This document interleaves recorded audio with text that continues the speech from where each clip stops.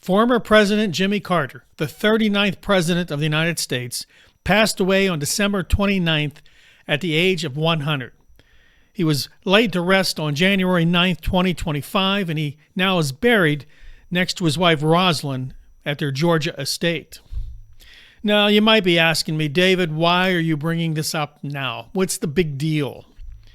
Well, there is a big deal because there's a controversy that strikes home to me. It sort of made me a little angry.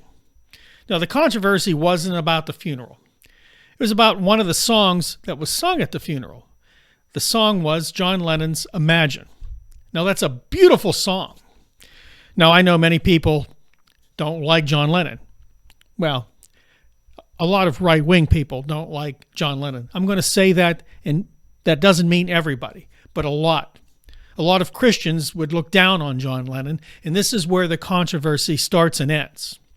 Now, the song was performed by Garth Brooks and Trisha Yearwood, who both worked with the Carters under Habitat for Humanity.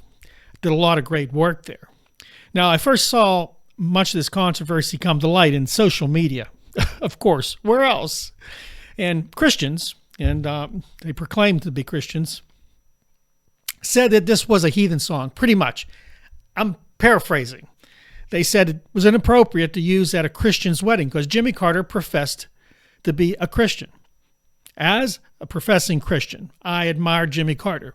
He openly told everybody he was a Christian. He wasn't a closet Christian. He came out. He did work. He had fruits that he bore because of his Christianity, because of his caring for other people. But many thought the song was inappropriate because it's a non-Christian song, because, well, John Lennon was not a Christian. Well, I don't think he was. I'll be honest with you, I don't know. Reading John Lennon's life, this guy had a big heart. And I'm not going down the road and saying that I know who and what John Lennon really was. But if you look at his work, and this song in particular, it shows the deep heart he has for people, for peace. He stood up for those in poverty, those that were hungry. He was against war, and he made it clear. Now, this is a guy that was murdered in cold blood. Did he deserve to be murdered? No. Who does? But this was a guy who didn't live long enough because he had something to say. Now, what was controversial about the song Imagine? Okay, let's take a look at the lyrics. Now, you're going to see right off the bat that they're imagining there's no heaven, and they're imagining there's no hell, and imagining there's no religion. Those three keywords were in this song. And this makes Christians go off the rocker because we have to put those things in every song. Christianity, heaven, and you're going to hell if you don't believe any of the above. This is the problem Christianity has today. This is what's made it more and more irrelevant. Although Jesus Christ is still relevant, and he's coming for his church, his remnant, his true church, not the religious church that we claim to have here on earth, that we're protecting right now when we don't like this song. There's a church, there's a religion. Well, religion is corrupt. Religion is corrupt. So right off the bat, I have no problem with that word. Because imagine if you didn't have religion, how many more people would be alive today? All the holy wars and all the things that Christians have done over the years, and other religions too, but we're talking right now Christians. Imagine there's no heaven. Well, everybody has their version of heaven. Everybody has their version of hell. I believe there's a heaven and hell. John Lennon's not stating that. What he's saying is imagine, use your brain, which many people have very little of. Common sense, no. Imagination, absolutely not. So many Christians have no imagination. They lock themselves into a world and they look at a song like this and it's so evil. Now you can see why I'm doing a video on this. That song is beautiful. It's what we want as Christians. It's the goal of the kingdom.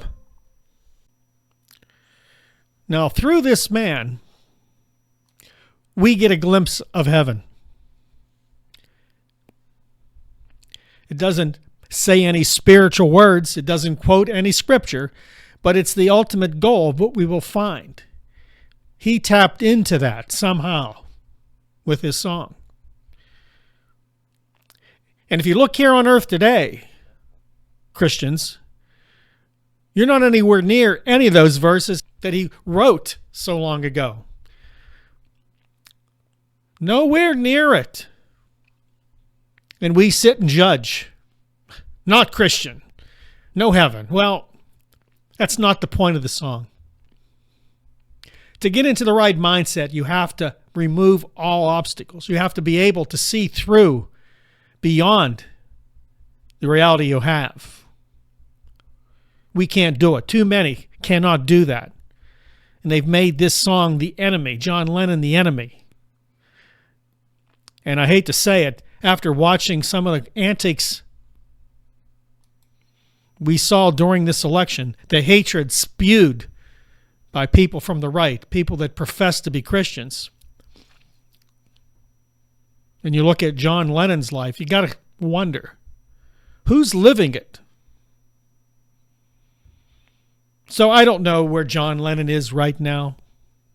I only know where Jimmy Carter is. He professed openly that he was a Christian, so we know he's with the Lord.